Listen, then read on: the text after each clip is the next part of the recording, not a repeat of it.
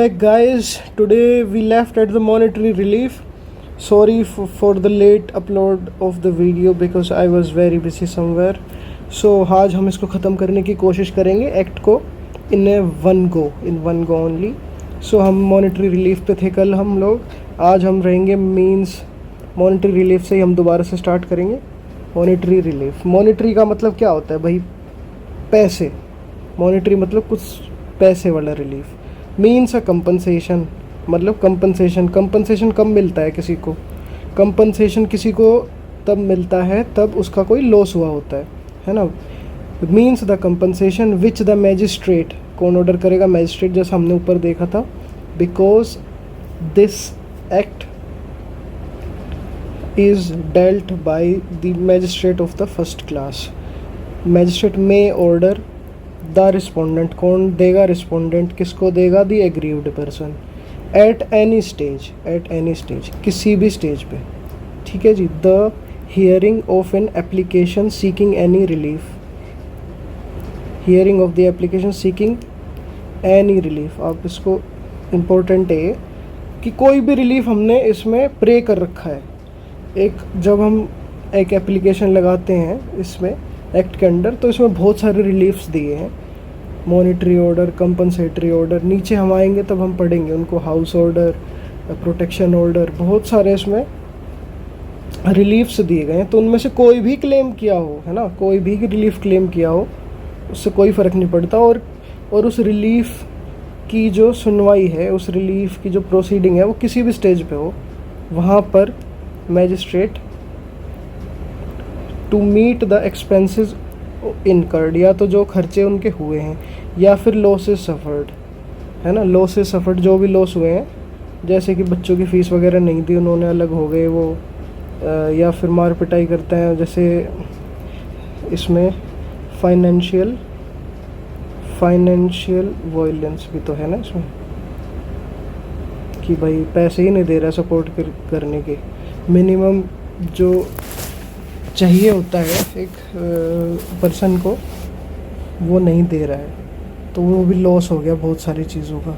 या फिर किसी प्रॉपर्टी में हकदार हैं वाइफ, उनको वो उसका रेंट वगैरह नहीं दे रहा है, वो खुद ही रेंट ले लिया है सारा, है ना. बाय द एग्रीव्ड पर्सन, है ना. एग्रीव्ड पर्सन के द्वारा जो लॉस सफ़र किया गया है या फिर कोई खर्चा हुआ है as a result of the domestic violence.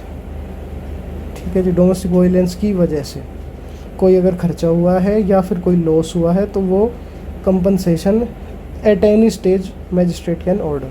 Very simple but बहुत इम्पोर्टेंट है. के, रिमेंबर 2K, सेक्शन 2K. उसके बाद ये नोटिफिकेशन, ये तो हर जगह लगभग सेम होती है. हर एक notification means a notification published in the official gazette and the expression notified shall be construct accordingly. ठीक है जी. उसके बाद हम एम आएंगे prescribed, means prescribed by the rules made under this act. अब हमने सबसे ऊपर देखा था रूल्स कौन बनाता है इस एक्ट के अंडर. इस एक्ट के अंडर रूल बनाती है central government. Power to make rule central government के पास है. अब उसमें अब एन वाला ये बड़ा इंपॉर्टेंट है. प्रोटेक्शन ऑफिसर होगा कौन? ये प्रोटेक्शन ऑफिसर का मतलब क्या है? Means an officer appointed by the state government. देखा, पावर टू मेक रूल तो है सेंट्रल गवर्नमेंट के पास. ठीक है जी. और स्टेट गवर्नमेंट करेगी अपॉइंट प्रोटेक्शन ऑफिसर. फिर आ गया ओ प्रोटेक्शन ऑर्डर अंडर सेक्शन 18. ये सिंपल है. ओ में protection order. P 2P residence order. ये जैसे मैं रिलीफ्स ऊपर बताए थे ना कि बहुत सारी तरह के रिलीफ्स हैं, उसमें एक रेजिडेंस ऑर्डर भी है. Means an order granted in terms of section 1 of section 19. ये section 1 sub section 1 of section 19 में रेजिडेंस ऑर्डर. ठीक है. उसके बाद अब ये ही बड़ा इम्पोर्टेंट पॉइंट है, रिस्पोंडेंट किसको हम बोलेंगे यहाँ पे? कौन है वो रिस्पोंडेंट? ठीक है जी. Respondent means any adult male. Male लिख दिया ना इन्होंने, एडल्ट और मेल. ठीक है. इस एडल्ट मेल को हटा दिया गया हीरा P वर्सेस कुसुम नरोत्तम दास में.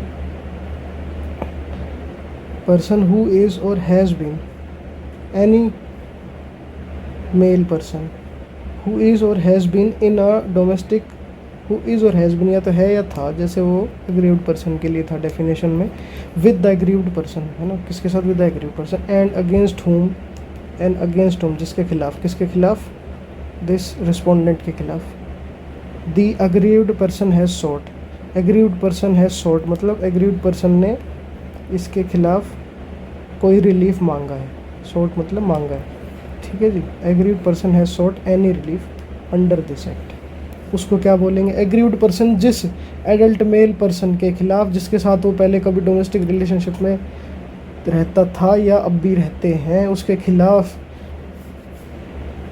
अगर कोई रिलीफ मांगता है तो उस व्यक्ति को हम बोलेंगे रिस्पोंडेंट, है ना। सिंपल सा बिल्कुल, but very important, two Q, ठीक है जी। अब इसमें हमारा आ गया सर्विस प्रोवाइडर। सर्विस प्रोवाइडर ये भी बड़ा इंपॉर्टेंट है, means an entity registered under subsection 1 of section 10, ठीक है जी। सेक्शन 10 में हम पढ़ लेंगे क्या है सर्विस प्रोवाइडर। उसके बाद अभी आ गया शेयर्ड हाउस होल्ड का क्या मतलब है। ये बहुत ही ज़्यादा इंपॉर्टेंट है शेयर्ड हाउस होल्ड, कि भाई ये शेयर्ड हाउस होल्ड हम कहेंगे किसको, है ना। ये है कि एक घर में 3 फ्लोर हैं, वाइफ 3rd फ्लोर पे रहती है, बीच में फैमिली रहती है, 1st फ्लोर पे हस्बैंड रहता है, नीचे पार्किंग होती है, तो इसको हम शेयर्ड हाउस होल्ड नहीं बोलेंगे, बिकॉज वो शेयर्ड हाउस होल्ड नहीं है। अब इसमें हम मतलब समझेंगे ढंग से कि शेयर्ड हाउस होल्ड का असलियत में इस एक्ट के हिसाब से मतलब क्या है, जल्दी जल्दी हम समझने की कोशिश करेंगे। मीन्स अ हाउस होल्ड, एक घर, वेयर द पर्सन एग्रीव्ड, जो एग्रीव्ड पर्सन है वो रहता है या फिर रहा था इन ए डोमेस्टिक रिलेशनशिप। ये तो हर एक जगह ये सेम चीज़ लिखी है रहा था या रहता है in a domestic relationship, either singly or along with the respondent, either singly or along with the respondent, and includes such a household whether owned, and includes such a household whether owned or tenanted either jointly by the aggrieved person and the respondent or owned or tenanted by either of them, ठीक है ना। Singly और along with the respondent, singly, इसमें ये singly मतलब नहीं है कि वो हस्बैंड का बिल्कुल एंटायरली वो घर अलग था, नहीं। सिंगली इसमें है कि अब वो सिंगल ही रह रहा है और पहले उसके साथ डोमेस्टिक वायलेंस हुई थी, अब वो सिंगल ही रह रहा है। जिस घर में अब वो सिंगल ही रह रही है, समझे, कि जिस घर में अब रह रही है वो लेकिन डोमेस्टिक वायलेंस पहले हुई थी, तब वो एक साथ रहते थे, ठीक है। Along with the respondent includes such a household whether owned or tenanted, या तो अपना हो या tenanted, either by the aggrieved person or the respondent, या तो औरत के नाम हो या दोनों के इकट्ठे के नाम हो, रिस्पोंडेंट के और फिर इसके बाद और भी, owned or tenanted by either of them in respect of which either the aggrieved person or the respondent or both jointly or singly have any right, title or interest or equity, ठीक है।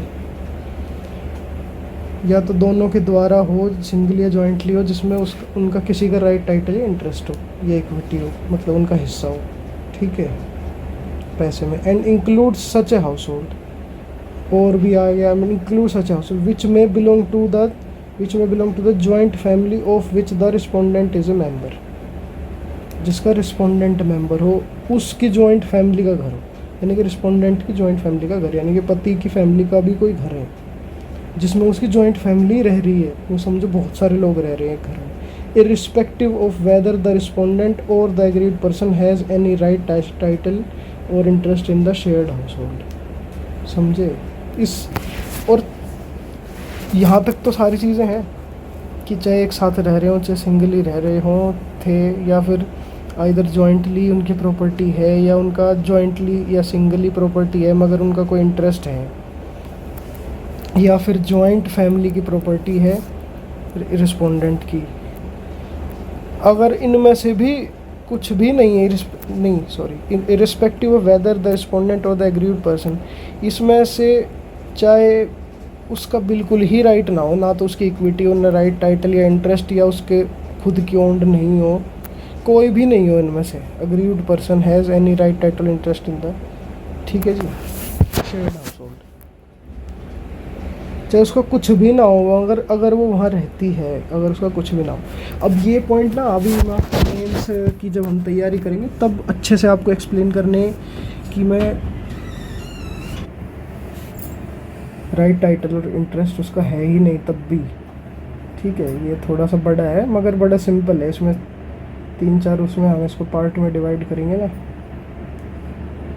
इधर owned और या फिर यहाँ से owned or टेनेंटेड।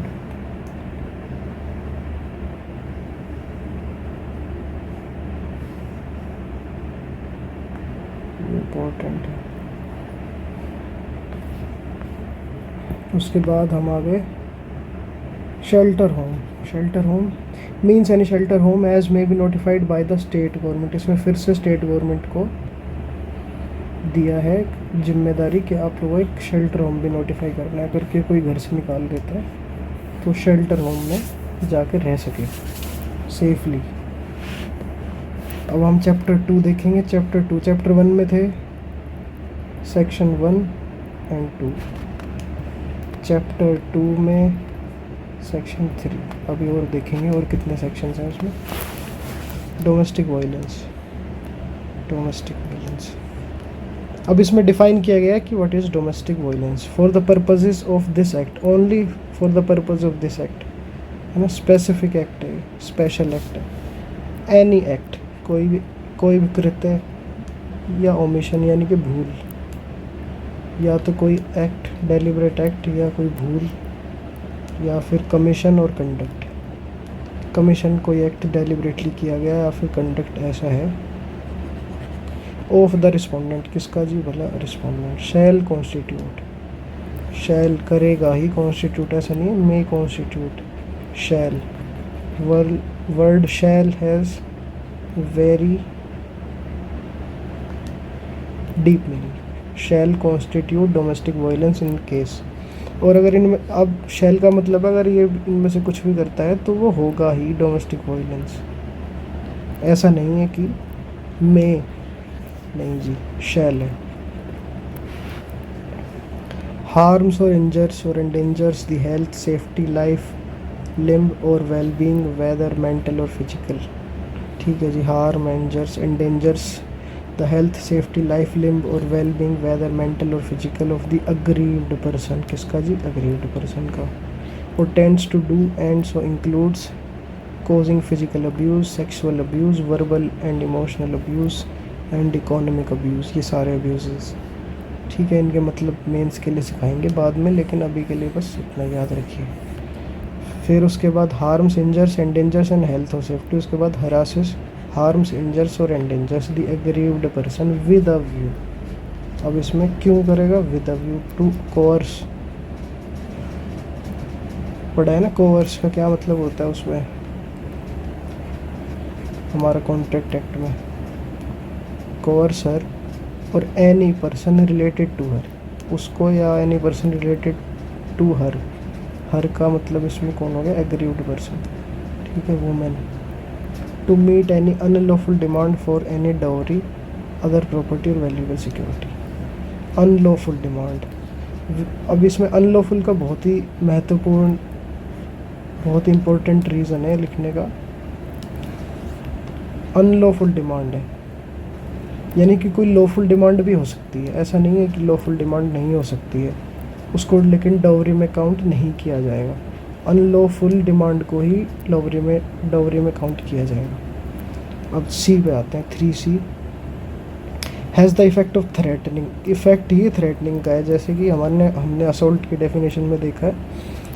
Effect of threatening the aggrieved person, ठीक है जी, धमकाने का इफेक्ट भी है थ्रेट का। उसको डर लग भी रहा है कि भाई मुझे तो डर लग रहा है। और any person related to her by any conduct mentioned in clause a or b, ठीक है जी। अगर उसके किसी कंडक्ट की वजह से, पुराने भी कंडक्ट की वजह से उनको डर भी है, तब भी वो डोमेस्टिक वायलेंस में ही काउंट होगा। बहुत ही इम्पोर्टेंट है ये पॉइंट। अदरवाइज इंजर्स, या इनके अलावा भी अगर कुछ है, अदरवाइज इंजर्स और कॉज हार्म वेदर फिजिकल और mental to the aggrieved person, ठीक है जी। बहुत इजी, ABCD। अब इसका हम एक्सप्लेनेशन देखेंगे। एक्सप्लेनेशन में फिजिकल अब्यूज़ का क्या मतलब, means any act conduct by which such of such nature as to cause bodily pain. Physical abuse से क्या हो जाएगा, बॉडीली पेन होगा, हार्म होगा। हार्म का मतलब होता है एनी इंजरी टू लाइफ, ये हमने आईपीसी में या फिर बीएनएस में पढ़ेंगे हार्म की definition. Danger to life, limb और हेल्थ, ठीक है जी। इम्पेयर ऑफ द हेल्थ, या फिर तबीयत ख़राब होगी, या फिर डेवलपमेंट ही रुक गई उसकी। मान लीजिए मेंटल डेवलपमेंट रुक जाए, कोई प्रोजेक्ट पे काम कर रहे हैं वो नहीं कर पा रहे हैं, ठीक है। Of the aggrieved person and includes, आ गया ना, assault, criminal intimidation and criminal force, ये सब आएंगे फिजिकल अब्यूज़। अब उसके बाद sexual abuse includes any conduct of sexual nature, कोई भी सेक्सुअल नेचर का कंडक्ट, जैसे कि फोर्स करे अननेचुरल सेक्स के लिए, forcing for unnatural sex, that abuse और ह्यूमिलिएट्स, है ना, अब्यूज़ कर रहा है तो, या ह्यूमिलेट कर रहा है, डिग्रेड कर रहा है, otherwise violates the dignity of a woman, है ना, ठीक है। ये verbal and emotional includes insult, ridicules, humiliation, name calling, insult or ridicule, specially with regard to not having a child or male child, कि भाई तेरे तो लड़का नहीं हुआ, ये है वो है, कोई भी तेरे में तो कमी है कुछ, या तो तेरे बच्चा नहीं हुआ, तेरे तो लड़का नहीं हुआ। रिपीटेड थ्रेट्स, ध्यान दीजिएगा, रिपीटेड हैं ये चीज़ें। Repeated threats to cause physical pain, थ्रेट्स ही देना, to cause physical pain. Any person in whom the aggrieved person is interested, मान लीजिए उसके बच्चों को ही बोल रहा है, तेरे बच्चों को मारूंगा, तेरे बच्चों की पिटाई करूंगा, ठीक है। Economic abuse, deprivation of all और एनी इकोनॉमिक और financial resources to which aggrieved person is entitled under law or custom, whether payable under an order of court या फिर अदरवाइज, या तो कोर्ट ने ऑर्डर कर रखा है उस पे भी, वो भी इकोनॉमिक अब्यूज़ में ही आएगा, वो नहीं पे कर रहा है तो, या अदरवाइज यानी कि खुद की मर्ज़ी से भी कोई पे नहीं कर रहा है, विच the aggrieved person requires out of necessity, मतलब नेसेसिटी उसको जीने के लिए ही चाहिए कि ये चीज़ है, तो वो भी वो प्रोवाइड नहीं कर रहा है। But not limited to household necessities, इसमें हाउस होल्ड नेसेसिटीज़ तक लिमिटेड नहीं रहेगा कि भाई बर्तन धोने का साबुन ख़त्म हो गया तो साबुन नहीं ला रहा है, नहीं जी। Household necessities plus personal necessities, both are covered. Her children, stridhan property joint separate owned by the aggrieved person, payment of rent related to the shared household maintenance, ये वो लॉसेस में आ गया ना हमारा, कोई अगर जॉइंटली ओन्ड या separately owned property और उसका रेंट वो नहीं दे रहा है। Disposal of household effects, और कब नहीं दे रहा है, कब होगा, तब नेसेसिटी में चाहिए, है ना, आउट ऑफ नेसेसिटी चाहिए, चाहे अपने लिए चाहे बच्चों के लिए, ज़रूरत में नहीं दे रहा है तो।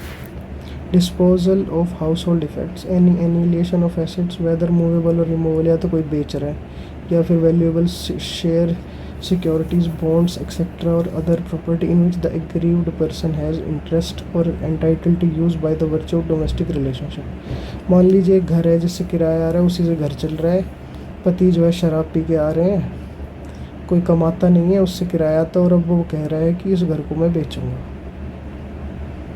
मान लीजिए वो घर बेशक पति के ही नाम क्यों ना हो, उनके पार्टनर के नाम ही क्यों ना हो, नहीं बेच सकता है। Entitled to use by the virtue of domestic relationship by aggrieved person और हर चिल्ड्रन, दोनों के लिए, बच्चों के लिए भी खुद के लिए भी, हर स्त्रीधन और जॉइंट प्रॉपर्टी, ठीक है जी। Prohibition or restriction to continued access to resources or facilities which the aggrieved person is entitle to use or enjoy by the virtue of the domestic relationship including access to the shared household, घर से भी नहीं निकाल सकता है, ये भी economic abuse में ही आएगा। सारी चीज़ें याद रखना क्या क्या है इकोनॉमिक अब्यूज़ में, एक बार बस पढ़ लीजिएगा, क्वेश्चन नहीं बनेगा इनसे, क्वेश्चन बनाने वाले सेक्शंस आगे बहुत सारे आएंगे। अब ये चैप्टर 2 हमारा यहीं तक सीमित था। चैप्टर 1 में थे हमारे सेक्शन 1 और सेक्शन 2। चैप्टर 2 में थे हमारे सेक्शन 3, अब हमारा आ गया चैप्टर 3, इसमें हमारा सेक्शन 4। अब देखेंगे सेक्शन 4 के अलावा क्या क्या सेक्शंस होते हैं। Powers and duties of protection officers service providers. अब इसमें प्रोटेक्शन ऑफिसर सर्विस प्रोवाइडर्स, हमने ऊपर पढ़ा था प्रोटेक्शन ऑफिसर को अपॉइंट कौन करेगा, स्टेट गवर्नमेंट, ठीक है जी। सर्विस प्रोवाइडर्स को भी स्टेट गवर्नमेंट। और एक और चीज़ हमने पढ़ी थी शेल्टर होम्स भी कौन बनवाएगा, स्टेट गवर्नमेंट, ठीक है जी। अब वापस आते हैं सेक्शन 4 पे। एनी पर्सन, ठीक है जी, कोई भी, who has reason to believe, या तो उसे लग रहा है कि रीज़न टू बिलीव है that any act of domestic violence has been और इज़ बीन, यानी क्या तो करी गई थी या फिर की जा रही है, और is likely to be committed, या फिर लाइकली टू बी, या फिर होने वाली है। may give information about it to the concerned protection officer, क्योंकि एक एरिया में ना एक पुलिस ऑफिसर को प्रोटेक्शन ऑफिसर बना दिया जाएगा। उसको कोई भी पर्सन, इसमें कह रहा है एनी पर्सन, चाहे वो रिलेटेड हो या ना हो, अनरिलेटेड हो, अनजान हो, कोई भी हो, एनी पर्सन लिख दिया, ठीक है जी। No liability civil or criminal shall be incurred on any person जो ने शिकायत दी for giving in good faith, उसने अच्छाई के लिए, अच्छाई में आकर के अगर कोई इन्फॉर्मेशन दे दी है मगर गलत थी वो, तो उसके खिलाफ़ कोई भी सिविल या क्रिमिनल लाइबिलिटी उसके ऊपर इनकर नहीं होगी। याद रखिएगा, गुड फेथ में अगर दे रहा है, अगर किसी को फंसाने के लिए जानबूझ के दे रहा है तो होगी। यहाँ पे इन्होंने साफ साफ लिखा है इन गुड फेथ, भलाई में दे रहा था, भलाई में, जानबूझ के नहीं कि उसको तंग करने के लिए किसी को। Duties of police officer service providers and magistrate. अब इन सब की ड्यूटीज़ हम देखते हैं, police officer, service providers and magistrate, ठीक है जी। एक police officer, protection officer, service provider और मैजिस्ट्रेट, ये सभी सेम ड्यूटीज़ हैं इनकी। Who has received A complaint, जिसने कंप्लेंट रिसीव करी है, चाहे वो पुलिस ऑफिसर ने करी, चाहे मैजिस्ट्रेट ने की, या सर्विस प्रोवाइडर ने की, या तो प्रोटेक्शन ऑफिसर ने की, ऑफ डोमेस्टिक वायलेंस और is otherwise present at the place of an incident, या फिर वो उनके आँख के सामने घट रहा है, चाहे वो मैजिस्ट्रेट हो, प्रोटेक्शन ऑफिसर हो, सर्विस प्रोवाइडर हो या मैजिस्ट्रेट हो, ठीक है जी। ऑफ डोमेस्टिक वायलेंस और when the incident of domestic violence is reported to him, ठीक है ना, या तो कंप्लेंट आई है या वो खुद ही देख रहे हैं या फिर रिपोर्ट किया है, ठीक है जी। Shall inform the aggrieved person, उसे एग्रीव्ड पर्सन को ये बताना होगा। Of her right to make an application obtaining relief by the way of a protection order. अब ये ड्यूटी है इन सब की, जैसे भी कोई महिला इनको बताएगी कि मेरे साथ डोमेस्टिक वायलेंस हो रही है, कैसे बताएगी, या तो कंप्लेंट से, या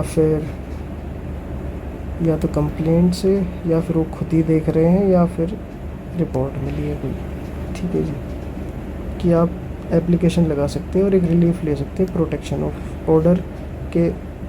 ऑर्डर का, या फिर मॉनिटरी रिलीफ का, या फिर कस्टडी ऑर्डर का, या कि रेजिडेंस ऑर्डर का, या फिर कंपनसेशन ऑर्डर, या फिर more than one of such order, सारे ऑर्डर्स का भी हम एक साथ रिलीफ मांग सकते हैं, ठीक है।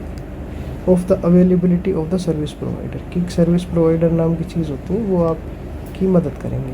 Of the availability of the services of protection officers, की प्रोटेक्शन हो, मान लीजिए मैजिस्ट्रेट के पास गए हैं तो वो बताएगा कि सर्विस प्रोवाइडर होते हैं, प्रोटेक्शन ऑफिसर होते हैं, आप वहाँ जा सकते हैं। मान लीजिए प्रोटेक्शन ऑफिसर के पास गए हैं तो वो बताएंगे सर्विस प्रोवाइडर होते हैं और मैजिस्ट्रेट होते हैं, वहाँ पे आप जा सकते हैं। यानी कि जो भी अवेलेबल फोरम्स वहाँ पे एक दूसरे को ये बताया जाएगा कि मेरे अलावा आप यहाँ पे भी जा सकते हैं। Offer right to free legal service under legal service authority, यहाँ पे उनको फ्री लीगल सर्विस भी दी जाएगी। Offer right to file a complaint under section 498A of the IPC wherever relevant, 498A के अंडर भी कंप्लेंट फाइल की जा सकती है, ठीक है जी, ये भी बताया जाएगा। तो ये 1 2 3 4 5 चीज़ें बताई जाएंगी, ये इन सब की ड्यूटीज़, ठीक है जी। Provided that nothing in this act shall be construed in any manner as to receive a police officer from his duty, relieve a police officer from his duty to proceed in accordance with the law upon receipt of information as to the commission of a cognizable offence. Provided that nothing in this act shall be construed in any manner as to relieve a police officer. देखिए, एक दूसरे का नाम लेकर के police वाले अपना पीछा नहीं छुड़ा सकते हैं, साफ साफ लिखा कि आप मजिस्ट्रेट के पास जाइए, आप सर्विस प्रोवाइडर के पास जाइए। पुलिस ऐसा नहीं कर सकती, बिकॉज अगर कॉग्निजेबल ऑफेंस हुआ है और उसकी रिसीट पुलिस को मिली है तो पुलिस को FIR लिखनी ही होगी, है ना, कार्रवाई करनी ही होगी, FIR तो लिखनी ही होगी। इसमें बहुत सारे केसेस हैं, वो उनके बारे में हम बाद में पढ़ेंगे कि अगर कमीशन कॉग्निजेबल ऑफेंस हो जाता है तो उसकी रिपोर्ट पे FIR शैल बी रजिस्टर्ड। ठीक है जी। उसमें Lalita versus state of UP का केस है, आप याद रखिएगा, या नहीं भी रखेंगे तो भी कोई इशू नहीं है, मगर काम आएगा Lalita versus state of UP. और ये सबसे लेटेस्ट है, ड्यूटीज़ ऑफ शेल्टर होम्स। अब ये हो गई जी, ऊपर किस किस की ड्यूटी थी, police officer, protection officer, service provider and magistrate की ड्यूटी 5th सेक्शन में, सेक्शन 5 में। सेक्शन 6 में होगी duties of shelter homes. Shelter home में कोई आ जाए रात को तो क्या, ये दिन में, an aggrieved person or on her behalf a protection officer or a service provider request the person in charge of a shelter home. उसका जो इंचार्ज है शेल्टर होम का, उसको रिक्वेस्ट करेगा, या तो एग्रीड पर्सन या फिर उसकी जगह प्रोटेक्शन ऑफिसर या फिर service provider, to provide shelter to her. ठीक है जी। Such person in charge of the shelter home shall provide the shelter to the aggrieved person in the shelter home. इसने वर्ड का यूज़ किया shall, याद रखिएगा, मे प्रोवाइड, यही question बना देंगे। The duty of the shelter, the officer in charge of the shelter home is to provide the shelter to the aggrieved person, or he may provide shelter to the aggrieved person, he shall provide the shelter to the aggrieved person, or he can provide the shelter to the aggrieved person। ये 4 option दे देंगे अब आपको confuse करने के लिए, इसलिए हमेशा याद रखिएगा कि शैल है, शैल 6th में। शेल्टर होम का जो ऑफिसर इन चार्ज है वो shall provide shelter to the aggrieved person। ठीक है। 7th duty of medical facilities. अब अगर किसी के साथ कुछ फिजिकल अब्यूज़ हो गया, if an aggrieved person or on her behalf a protection officer or service provider request the person in charge of a medical facility, same लगभग वैसा ही है, to provide any medical aid to her. ठीक है, या तो औरत खुद या तो उसकी जगह सर्विस प्रोवाइडर, प्रोटेक्शन ऑफिसर, कोई भी अगर रिक्वेस्ट करेगा, सच person in charge of the medical facility, फिर से इसमें वर्ड यूज़ किया गया शैल, जो मेडिकल फैसिलिटी का इंचार्ज है, shall provide medical aid to the aggrieved person. अब इसमें मेडिकल फैसिलिटी कहाँ आएंगी जी? मेडिकल फैसिलिटी कोई भी private clinic, private hospital, government clinic, government hospital, private practitioner, ये सब के सब को करना ही होगा। ठीक है, इसमें फ्री नहीं लिखा गया है पर प्रोवाइड जरूर करनी पड़ेगी। Appointment of protection officers. अभी अपॉइंटमेंट ऑफ प्रोटेक्शन ऑफिसर जो हमने देखा था स्टेट गवर्नमेंट, ये सीधा आ गया ना, इसमें ये आ गया, सबसे पहले यही आ गया। द स्टेट गवर्नमेंट शैल करना ही है बाई नोटिफिकेशन भी निकालनी अपॉइंट करके, ऐसे नहीं चुपचाप अपॉइंट कर दिया, पब्लिक को पता कैसे चलेगा। Appoint such number of protection officers in each district, है ना, ईच डिस्ट्रिक्ट के अंदर। अब ईच डिस्ट्रिक्ट में बहुत सारे सब डिविजन्स होते हैं और सब डिविजन्स के अंदर अलग अलग पुलिस स्टेशन भी होते हैं, पुलिस स्टेशन होते हैं। उन सभी पुलिस स्टेशन की अलग अलग जुरिस्डिक्शन होता है कि इस एरिया का ये पुलिस स्टेशन है, इस एरिया का ये पुलिस स्टेशन है। उसके हिसाब से लगभग हर पुलिस स्टेशन पे प्रोटेक्शन ऑफिसर एक तो होगा ही, है ना, एज मैं कंसिडर नेसेसरी। हम ऐसा नहीं है कि डिस्ट्रिक्ट में एक ऑफिसर बना दिया जाए, 2 बना दिए जाए, बहुत सारों की ज़रूरत पड़ती है। shall also notify the area within which the protection officer shall exercise the powers and perform their duties concerned by under this act। ठीक है जी, एरिया भी नोटिफाई कर दिया जाएगा कि इस ऑफिसर के अंडर ये वाला एरिया है। ठीक है। The protection officer shall as far as possible be a women, far as possible, जहाँ तक हो सके वुमेन को ही बनाना है।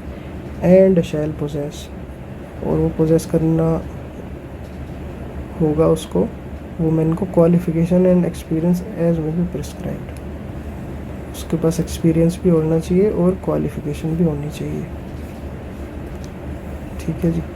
प्रोटेक्शन ऑफिसर वुमेन के अंदर प्रेफरेबली वुमेन होनी चाहिए। The terms and condition of the service provider and other officer subordinate team shall be as may be prescribed.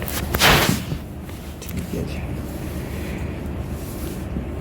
Duties and functions of protection officers.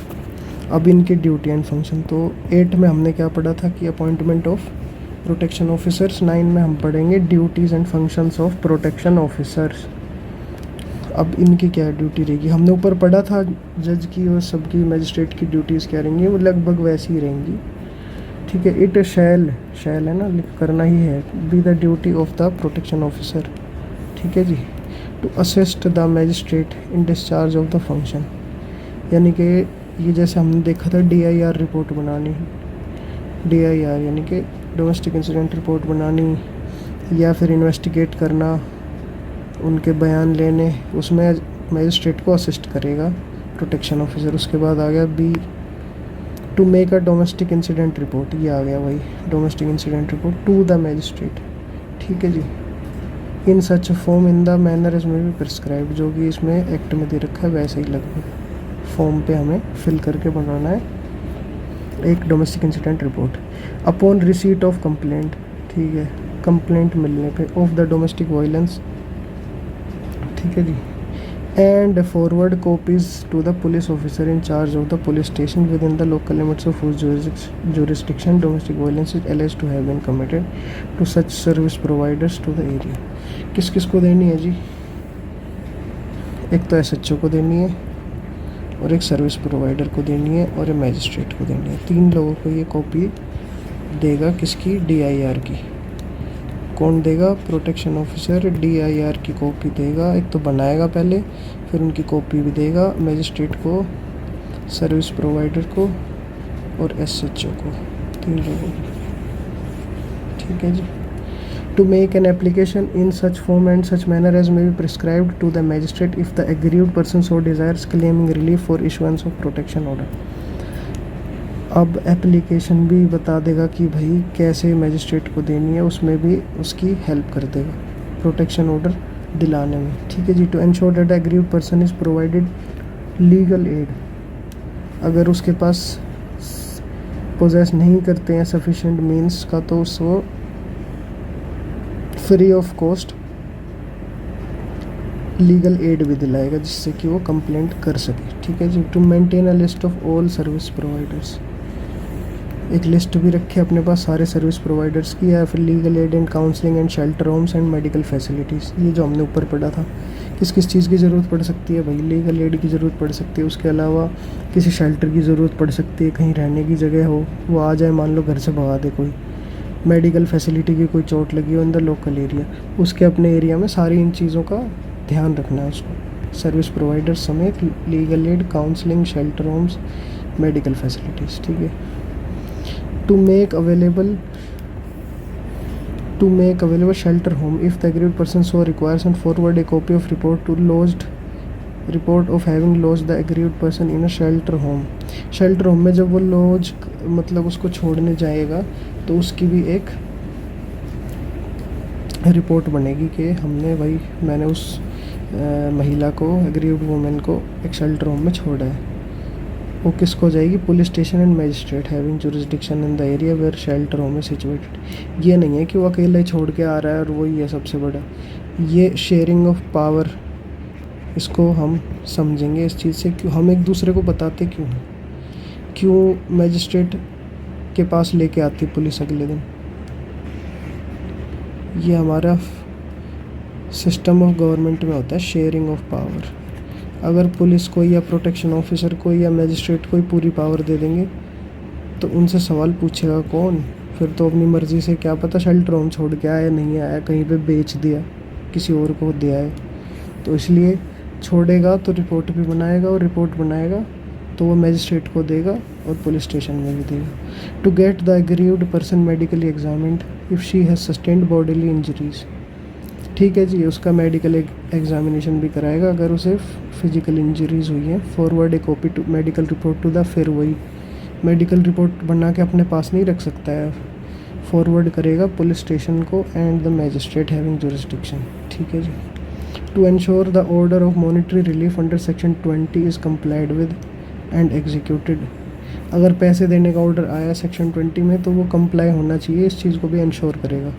To perform such other duties as may be prescribe, या फिर और अगर अलग duties मान लो magistrate ने बोल दिया भाई तुम्हें ये करना है तो वो करेगा।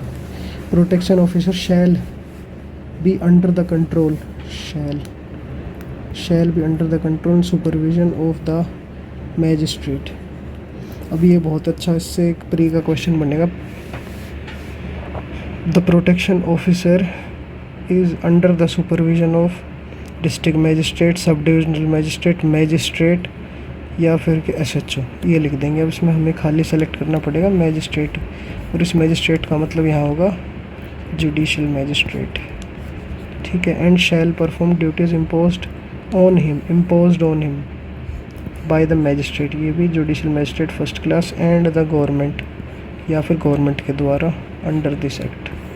ठीक है, या तो मैजिस्ट्रेट ने कोई चीज़ करने को बोला है या फिर गवर्नमेंट अंडर दिस एक्ट जो कह रही है वो सारी ड्यूटी उसको निभानी पड़ेंगी। ये थी सारी ड्यूटीज़ ऑफ प्रोटेक्शन ऑफिसर।